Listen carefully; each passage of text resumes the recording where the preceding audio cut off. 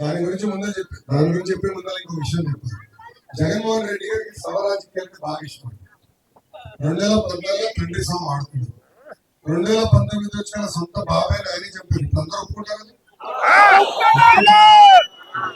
సొంత బాబాయ్ని చెప్పేసి నిన్న మాపేసారు. ఈ రోజు నిజం బయటకు వచ్చింది. సునీతారెడ్డి గారు ఆమె వాస్తవాలన్నీ చెప్పారు. ఆశ్రమం ఇప్పుడు 2024 ఇచ్చిన నాలుగు ఇచ్చాడు. ఏదో సభ రాజకీయం. అప్పుడు ఆయనకి ఐడియా వచ్చి ఏం చేశాడంటే వాలంటీర్ల చేత ప్రచారం చేయించాడు. అది తెలుసుకునే ఎలక్షన్ కమిషన్ వాలంటీర్ని ప్రభుత్వ బాధ్యత నుంచి దూరం పెట్టింది.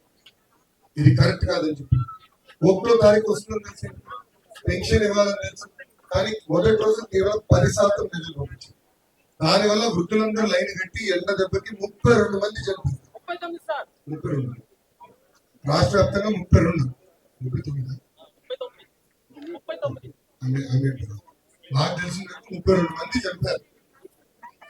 ఆ 32 మంది సవాలు పట్టుకుని సవరాజకీయం చేసే ప్రయత్నించారు జగన్మోహన్ రెడ్డి. ఆనాడే చంద్రబాబు నాయుడు గారు స్పష్టంగా హామీ ఇచ్చారు. 300 రూపాయలు వృద్ధుల పెన్షన్ ని 400 రూపాయలు చేసే బాధ్యత నేను తీసుకుంటా. రెండు వాలంటీర్ వ్యవస్థ మేము కొనసాగిస్తాం. వాలంటీర్ ద్వారా 3,000 రూపాయలు 300 రూపాయలు పెన్షన్ 400 రూపాయలు చేస్తాం హామీ ఇచ్చాం. వాలంటీర్ ద్వారా అది ప్రతి గడప కూడా చేర్చే బాధ్యత మేము తీసుకుంటాం. అది క్లారిటీ.